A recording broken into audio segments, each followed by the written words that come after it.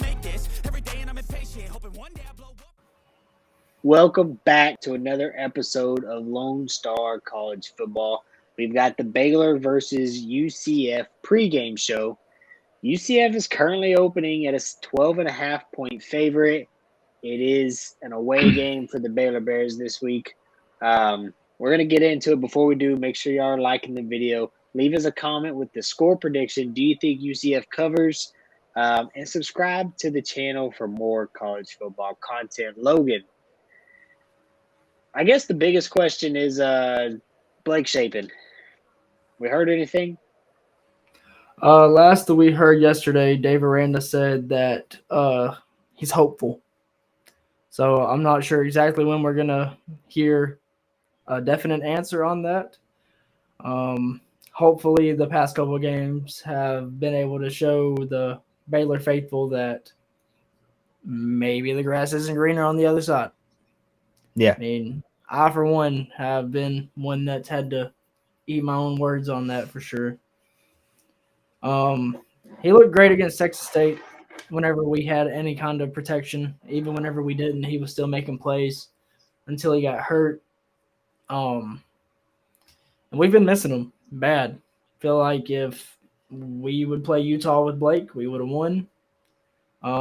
Still would have beat Long Island by a lot more and still would have lost to Texas, but it would have probably looked a little bit better as far as the offensive side.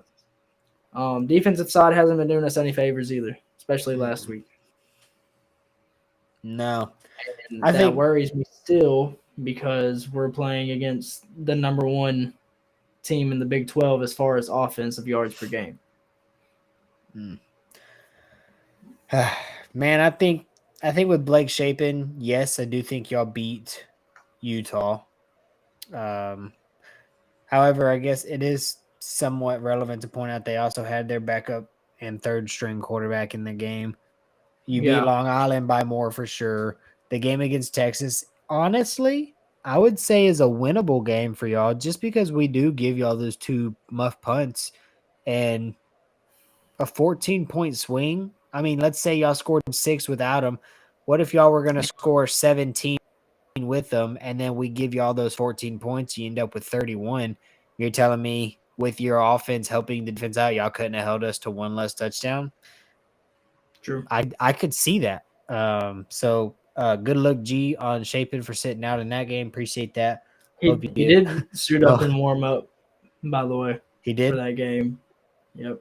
He did? Okay, so it's hopeful that he's back, and that's good because Sawyer Robertson, dude, we both, mainly me, I feel like in the spring game, thought he should be the guy. But yeah, when you got 1 touchdown and 4 interceptions, you're not that guy, right? Straight into the meat of the conversation for this game, and the common theme right now, UCF is getting 160 yards of offense more average than Baylor. And the problem is 120 of those yards are on the ground. They are averaging 260 yards per game rushing, and y'all are giving up 171. I see no reason to believe that y'all hold them under 200 yards rushing. It's hard to win. I think Trey Emery and Jarrell Boykins being back, which again is another hopeful, is going to help as far as the inside run. Now, problem is, shift that over to the linebackers where Mike Smith was super hyped up by the coaching staff over the fall camp and spring. He's pretty much as soon as he got on campus. And he's had glimpses here and there, like the Utah game where him and Matt Jones played great. And then there's last week where it doesn't seem like they were even on the field. Yeah. I mean, our defense was on the field a lot, mainly because our offense couldn't move the ball. But at the same time, it's like somebody's going to be able to make a tackle outside of the trenches, like outside of the pocket, whatever you want to call it.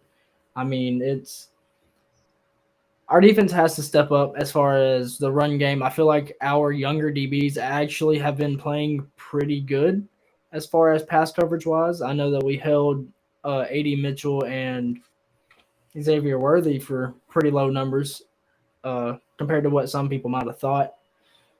But at the cost of somebody else. Yeah, I mean, Jatavion Sanders had a pretty good game. And Pretty good game. y'all I mean, he was wide open. Y'all did really well. Much better than I was gonna give y'all credit for before that game. I'd ever thought y'all would do.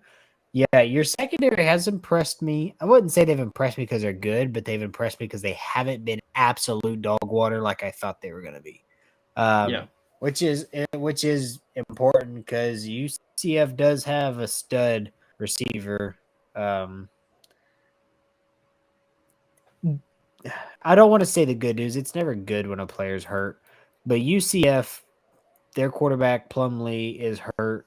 I don't think anybody expects him to play in this game. Didn't you say there's potential that it's like really bad and he could miss the season? Yeah. I mean, he's ahead of schedule as far as rehab, but at the same time, something could happen. Hopefully it doesn't, but something could happen like whenever he's starting to get back into things and he tweaks it or whatever to where he's out for the season. But their coach has came out and said that he would be shocked if he doesn't play at some point this year. Well, their backup, Timmy McClain, so far, considering his first year that I can see, let's see, statistics. Okay, so he did play for USF a little bit in 2021. He didn't play at all last year. So he's had a whole year of development. Statistically, so far, he's doing okay. 638 yards, just under 65% completion, 5 touchdowns, 1 interception. Is he able to run the ball? 23 for 80. So nothing spectacular, but 3.5. When he does run, he's getting 3.5 yards. It definitely gives y'all a semi edge, I would say, especially if Blake Shapen plays, y'all can win this game. I think we should if he plays. That's my thing right now is if Blake Shapen plays, I think that we have a really good chance of winning this game. But at the same time, it's at Central Florida where they have one of the better atmospheres as well. So yeah, it's tough. I think that if our defense plays the same way it did against Utah, I think that we'll have a really good game. Now, if they come out and play like they did last week against Texas, it's gonna be a long game. well, So mind you, there's a decent goes. possibility, especially right now in the season, that Texas has a better offense than Utah. So Well, yeah, sense. You've got to. I will give Baylor some credit. Like we talked about, they were able to hold a lot of our weapons back from really having explosive plays, and Texas has a lot of weapons. So that's not going to be something you're going to see in this game where they do. I will say it does look like receiving wise. They have 4 players over 100 yards, one of which is a running back. Yep. Harvey, which is their second total rusher. Yards wise, I mean, he's got the majority of their carries. Yeah, honestly, that might be like a player of the game kind of thing. If y'all can contain Harvey, don't let him run for nothing crazy. Don't let him beat you out of the backfield. I mean, and that could be a recipe for success. It's gonna be Harvey and Kobe Hudson. I mean, Kobe Hudson alone has he's contributed to over a third of their passing game. Yeah. I mean, they have 1,200 passing yards as a team. He's got 463 yards, I think, is what I saw, and 2 touchdowns that came against K-State last week. But on 20 receptions. Yeah, he's getting them down the field. And whenever they get close or into the red zone, it looks like they're handing the ball off to Harvey. That's why he's got 5 rushing touchdowns. Hudson is currently, just for the listeners, he is currently the 5th receiver in the country as far as receiving yards through week 4. So that's nice. And there are some teams that have played 5 games, and he's doing better than them. So I don't know if their 2 starting running backs, RJ Harvey is 5'8", 195 pounds. I think you said that their number 1 yards wise is 5'7", and a little bit lighter. Yeah, 5'7", 170. They're all 3 of the guys I just listed Hudson, Harvey, and the other guy that I just forgot his name at the moment, they're all seniors. So they know how to play. They've been doing it for a couple of years now. And I'm scared that they might exploit our young defense because, I mean, that's what we have in the secondary is all freshmen and sophomores. Yeah. So, I mean, if they game plan to get into their heads, it could be a problem. Which, if their coaching staff is any good, that's what they're going to do. They're going to have a lot of crossing routes, a lot of mesh stuff going on to where it's going to make them switch off or attempt to switch off to where it could be tough. But I think having Jarrell Boykins, Trey Emery, Tevin Williams, I think all three of those guys are going to help on the defensive side. And then Dominic Richardson should be 100%. He only carried the ball, I think it was 3 or 6 times against Texas last week. And I want to say that was to preserve his health. I mean, our offensive line couldn't block just like they could against Texas State. So hopefully he's 100%. Blake, I hope, is back. I mean, those are probably our two best offensive players right now.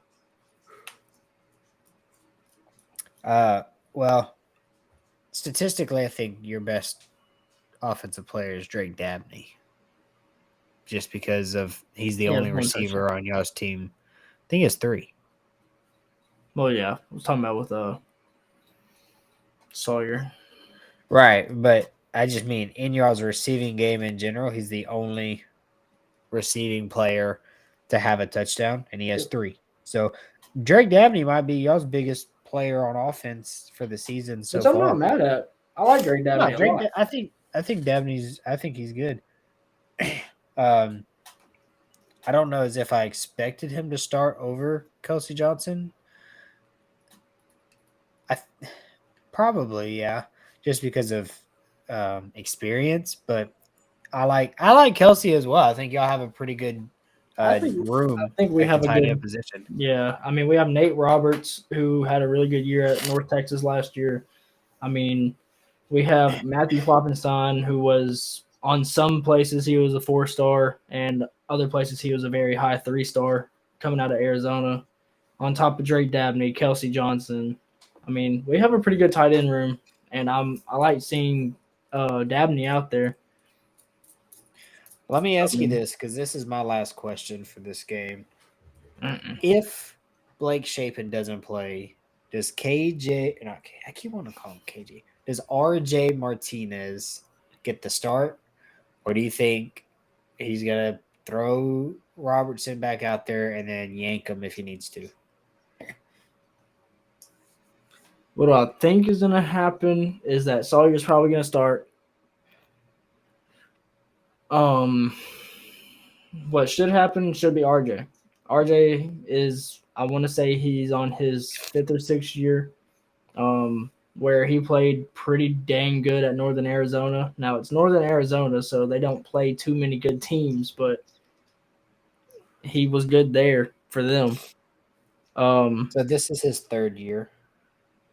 It's only his 3rd. I could have swore that he was like a 5th year something, but either way, I think RJ should get the start, especially because how he came in and played against Texas. Now, it was their backups, but then again, Still, Texas backups are going to be better than most teams in the Big 12. I will say, RJ statistically in his career, 64% completion, 4,700 yards, 30 touchdowns, 10 interceptions. It's a lot better than what Sawyer's got going on right now. That's a lot better than what Sawyer's got going on right now. I don't know Sawyer's career stats. Well, he threw the ball, I think, once at Mississippi State. So, yeah, he's got 1 touchdown to 5 interceptions. So, unless he goes on a run where he scores 29 touchdowns without only throwing 5 more interceptions, which would be one heck of a run for him. I hope he does. Yeah, I'd probably throw RJ out there. Is RJ a scholarship player? Or is he a walk-on? Walk-on Yeah, transfer. Man. I love seeing those stories anyways. Let him go out there and get a dub. Next week we'll see him getting his scholarship during a team meeting. Baylor's got 2 great walk-ons. We have RJ Martinez and Jonah Burton. That receiver, yeah. I really like him. I don't like that he's taking Monterey's receptions, but To be fair, Monterey's catch not the ball. really. Yeah, he's kind of. If you keep dropping the ball, you're not gonna keep getting opportunities. So I'm about to drop a scholarship. for real, if I was a booster, I'd be like, "Hey, why are we paying for this? That's no." So, you got anything else for this game, bud? UCF is doing a whiteout while we are wearing all white jerseys.